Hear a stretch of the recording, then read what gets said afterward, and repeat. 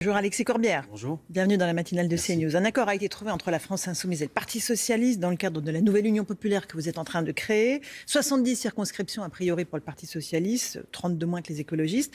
Il faut encore que le Conseil national du Parti Socialiste l'accepte. Est-ce que vous avez bon espoir? Et s'il est rejeté, que se passera-t-il? Alors j'ai bon espoir. Déjà, reprendre un peu le fil des événements. Il y a eu un accord, vous l'avez dit, avec Europe Écologie Les Verts. C'est important. Puis un accord avec nos amis du Parti communiste. Et actuellement, donc, cette étape, si je puis dire, avec le Parti socialiste, où avec les négociateurs, un accord a été trouvé. Hier soir, il y a eu un bureau national du Parti socialiste qui a validé l'accord. Mais ce soir, il y a ce Conseil national. Alors, je forme le vœu que cet accord soit adopté, parce que ce serait formidable, parce que l'objectif, c'est de créer les meilleures conditions pour que dans les élections du mois de juin qui viennent, on puisse l'emporter. Je ne sais pas l'issue que ça aura. On analysera après au résultat.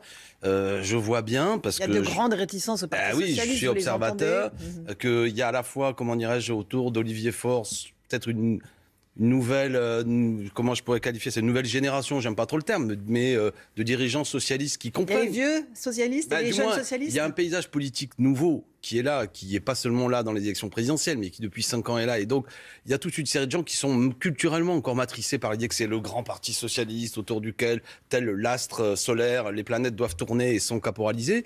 Et on voit bien que tout a changé. Et aujourd'hui, il y a une situation qui est politiquement différente, qui est aussi, d'un point de vue, notamment dans les rapports à l'Europe, dans le rapport aux institutions, ce qu'il faut aujourd'hui mettre en œuvre face à la politique d'Emmanuel Macron. Il y a des choses qui sont nouvelles. Nous, on a d'abord discuté politique avec les socialistes, comme avec les autres.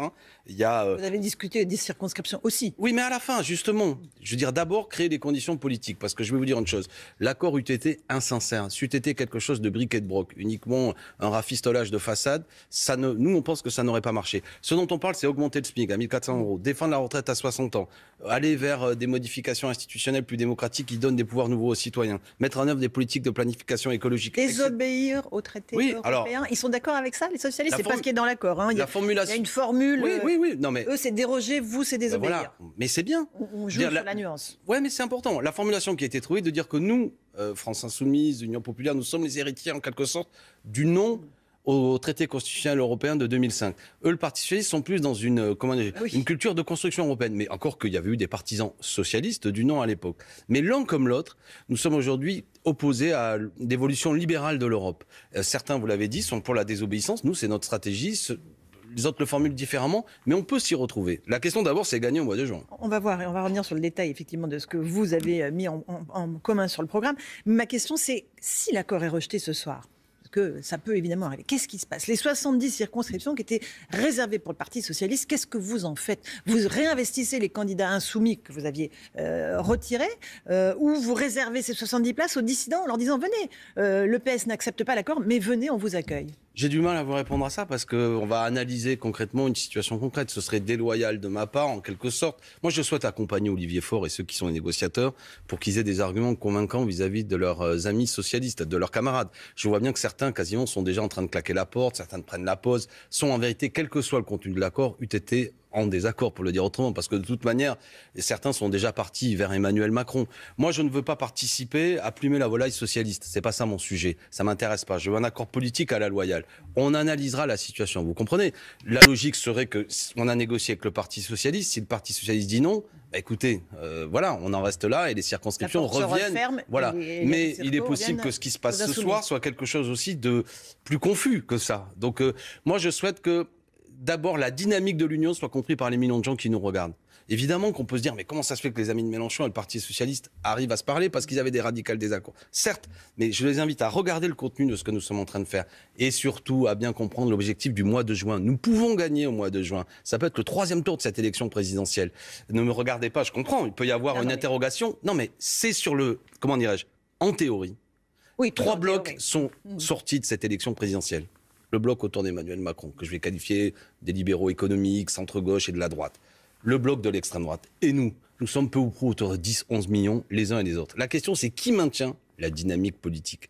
Et deuxièmement, qui s'adresse aussi aux 12 millions d'abstentionnistes que je n'oublie jamais. C'est incroyable, sur 48 millions d'électeurs, 12 à 13 millions de gens sont abstenus. Parce qu'en 2017, Jean-Luc Mélenchon avait fait un très bon score à la présidentielle, qui ne s'est absolument pas traduit de la même façon aux législatives. Vous êtes tout à fait, le parce premier que... au courant, vous êtes un des rares députés de la France Insoumise. Donc encore une fois, la dynamique, l'idée d'être Premier ministre de Jean-Luc Mélenchon à Matignon, est-ce que c'est pas finalement un peu fallacieux, parce qu'il ne peut pas y avoir de cohabitation? Pourquoi? Comme celle-là. Elle est déjà arrivée. C'est déjà arrivé dans l'histoire du pays. 288 sièges. Lionel Jospin et Jacques Chirac, c'était pas tout à fait le même accord. De la même façon que M. Balladur et M. Mitterrand, c'était pas exactement la même politique. Et pourtant, cela a eu lieu. De quoi parlons-nous? L'idée...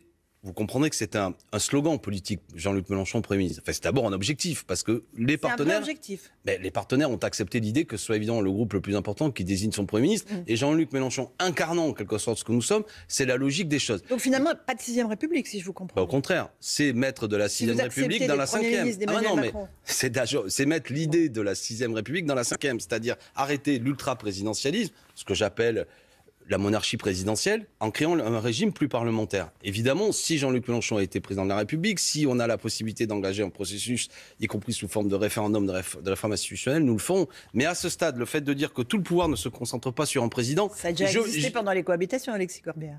De quoi? Les cohabitations, justement, que le pouvoir ne soit pas de même, la même couleur politique. Donc c'est la 5e, ça, c'est pas la 6e. Oui, mais c'est, comment dirais-je, c'est pas l'esprit de la 5e. Vous l'avez dit tout à l'heure, d'ailleurs, c'est le président de la République qui nomme le Premier ministre. Alors, actuellement, il tripatouille, il cherche, selon l'opposition qui voit venir, un casting. Et les Français qui ne savent même pas qui va être leur Premier ministre, à titre personnel, je trouve ça antidémocratique. Ce qu'il y a de bien dans ce que nous faisons, c'est que c'est franc du collier. Voilà. C'est, vous savez, comme le port salut, c'est écrit sur la boîte. Si vous votez pour nous, vous savez qui sera Premier ministre. Avec M. Macron, on ne sait pas qui va être le chef du gouvernement. On est un grand pays, 48 millions d'électeurs, et on ne sait toujours pas, selon le fait du prince, qui c'est qui va diriger ce pays. Les institutions lui laissent jusqu'à la semaine prochaine. J'aime pas ça, et elles ne sont pas républicaines. Moi, ce que j'aime, c'est quand... Les institutions ne sont pas républicaines. Je ne les trouve pas républicaines de ce point de vue-là. Moi, je n'accepte pas un pays dans lequel celui qui va être le chef du gouvernement, les 48 millions d'électeurs que nous sommes, ne le connaissent même pas. Voilà, moi je pense ça. Je pense que celui qui dirige le pays, celui ou celle d'ailleurs, doit avoir un programme qui est connu des électeurs et pas seulement le président qui le désigne. Je n'aime pas, ça avachit, comment dirais-je, oui, ce que j'appelle moi la République, c'est-à-dire la souveraineté populaire, la souveraineté nationale qui s'exprime dans des élections où on choisit qui nous dirige. Est-ce qu'il n'y a pas un doute de la part des électeurs sur l'authenticité, la sincérité de l'accord qui est passé entre vous et les socialistes? Anne Hidalgo, pendant la campagne, avait des mots très durs contre Jean-Luc Mélenchon. Elle l'avait qualifié de complice de Vladimir Poutine. Comment est-ce que vous pouvez... Fabien Roussel avait aussi des mots en disant sur l'énergie et le nucléaire. Il a tort, moi je ne traite pas les policiers de factieux ou qu'ils sont des fascistes. Avec des amis comme ça, on n'a pas besoin d'ennemis.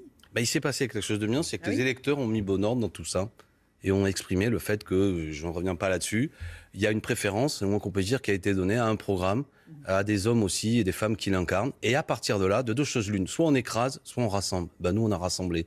Malgré tout ce qui a été dit, on dit voilà, l'objectif c'est faire du bien au pays. Je pense aux 9 millions de gens sous le seuil de pauvreté, je pense aux gens qui ont des petits salaires, je pense aux services publics disloqués, à l'école remis en cause, à l'urgence écologique qui va prendre les choses. Donc ce que je veux c'est gagner, pas pour changer la vie. On ne fait pas de la politique pour jouer ou gagner quelques postes, être dans la posture de l'opposant. Les gens veulent que ça change, parce que si nous n'y arrivons pas, l'extrême droite aussi est là, la crise politique s'approfondit, la violence même dans les rapports politiques peut s'aggraver.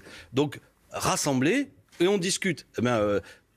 On ne discute pas avec Madame Hidalgo, qui quelque part peut-être a encore du mal à digérer des petites choses, mais je discute avec Olivier Faure. Score du premier tour. Manifestement, elle s'y attendait pas. Écoutez, elle croyait que... mais comment dirais-je, vous savez, il y a le vieux monde, il y a le nouveau monde, il y a des choses... Enfin, c'est un peu macronien de parler comme ça, et j'aime pas ça, mais du moins... Vous allez me faire le en même temps, là. Non, mais il y a des gens qui ont du mal à comprendre que... le parti socialiste dans lequel ils sont nés dans les années 80 n'est plus le même qu'en 2022. Voilà, parce que c'est plus le grand parti, parce que pour plein de raisons, parce qu'il a gouverné, il y a une déception et même un rejet qui existe. Donc il faut produire quelque chose de nouveau, c'est ce que nous faisons avec l'Union populaire. Sur les sujets vraiment qui clivent, il y a la question de la laïcité. Bernard Cazeneuve, qui a claqué la porte du PS, dit « J'ai une conception nette et ferme de la laïcité de la République qui interdit toute convergence avec ceux dont la pensée sur ces questions est plus qu'ambiguë. » Est-ce que vous êtes ambigu en voulant notamment abroger la loi sur le séparatisme? D'accord. Alors premièrement... Qu'est-ce qui ne vous voit pas dans cette loi? Alors, Monsieur Cazeneuve, je crois que son grand départ du Parti socialiste a à peu près autant d'effet que la disparition de l'horloge parlante, quoi. Je veux dire, franchement, il y a peu de gens qui savaient encore que ça existait. Deuxièmement, Monsieur Cazeneuve, de ce point de vue-là, comment dirais-je, manque pour le moins d'honnêteté intellectuelle. Je suis favorable à la loi de 1905. C'est ça la laïcité. La loi du 9 décembre 1905. Je suis favorable à ce que la loi de 1905 s'applique sur tout le territoire, ce dont M. Cazeneuve ne veut pas, parce que quand il était Premier ministre, on n'a même pas eu l'abrogation du concordat d'Alsace-Moselle. Et pourtant, il y a 3 départements français où la laïcité ne s'applique pas. Donc, M. Cazeneuve est un tartuffe sur le terrain de la laïcité. Et c'est insultant ce qu'il fait. Deuxièmement, sur la loi séparatisme, je vais vous dire, au nom de la laïcité, au nom d'Aristide Briand, c'est une mauvaise loi. C'est une loi qui se mêle de l'organisation du culte, alors que précisément quand on est vraiment laïque... Elle permet de fermer certaines mosquées. Ça n'a rien à voir avec la laïcité, madame. Attendez, de dissoudre certaines associations salafistes. Mais ce que vous dites est une question de sécurité. Cela n'a rien à voir avec la laïcité. Ne mettons pas la laïcité à toutes les sauces. Surveiller des potentiels terroristes. Avoir des services de renseignement qui surveillent si dans les lieux de culte, et en l'occurrence des mosquées... Vous voulez abroger toute la loi ? Mais parce que cette loi ne fait...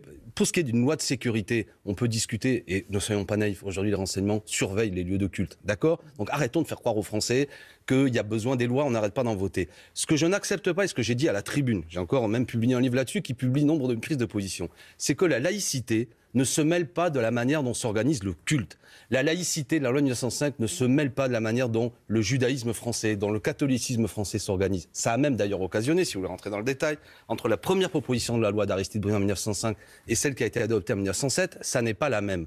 Donc faire croire que les musulmans seraient des gens désordonnés, où il faudrait leur demander de s'organiser de telle ou telle façon, est absurde et faux et n'a rien à voir, et même aux antipodes de la laïcité. Monsieur Cazeneuve est un ignorant. Mais ce qu'il fait par rapport à ça, c'est qu'il veut entretenir quelque chose que je trouve infâme, c'est que nous serons en quelque sorte complaisants avec le crime. Et ça, je ne l'accepte pas. Et si M. Cazeneuve ferme la porte du Parti socialiste, c'est sans doute même qu'il a renoncé, lui, avec l'idéal socialiste et républicain. Je n'ai aucune leçon à recevoir de ce monsieur qui, par ailleurs, prend beaucoup la posture, mais était très silencieux face aux politiques réactionnaires de M. Macron sur nombre de sujets. Donc franchement... Bon vent, voilà, par ailleurs c'est son affaire, mais je pense qu'effectivement... Dans l'actualité, Éric Piolle, le maire de Grenoble, qui est donc l'un de vos alliés dans l'Union populaire, il y a eu une passe d'armes avec Laurent Wauquiez sur le port du Burkini dans les piscines municipales. Quelle est votre position à vous ?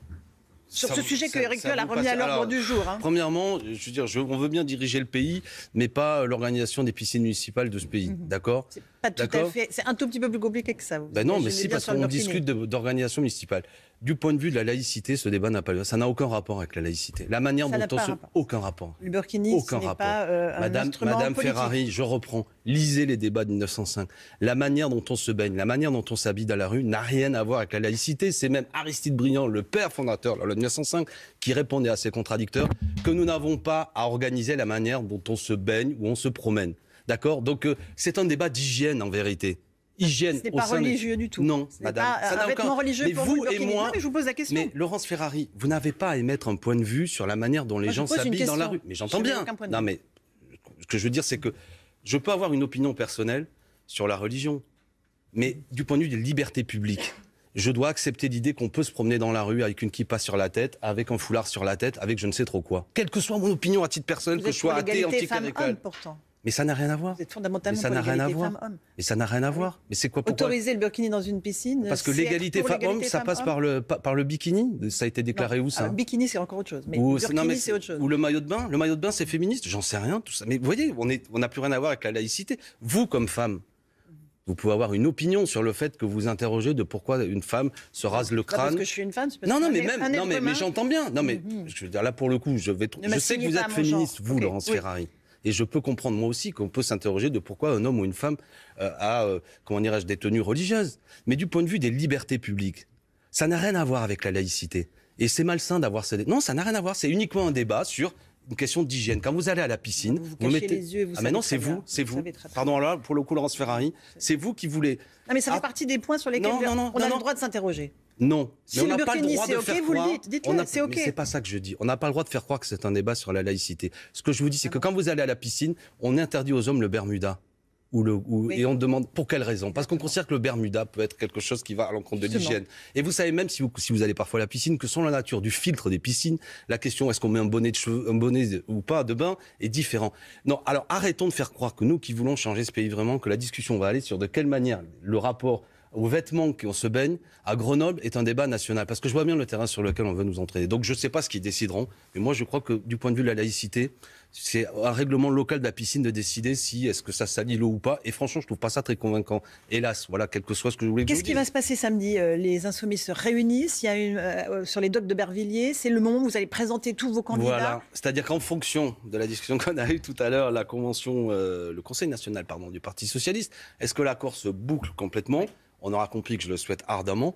Et ce qu'on souhaite samedi, au dock d'Aubervilliers, c'est présenter tous les candidats officiels de cette nouvelle Union populaire écologique et sociale.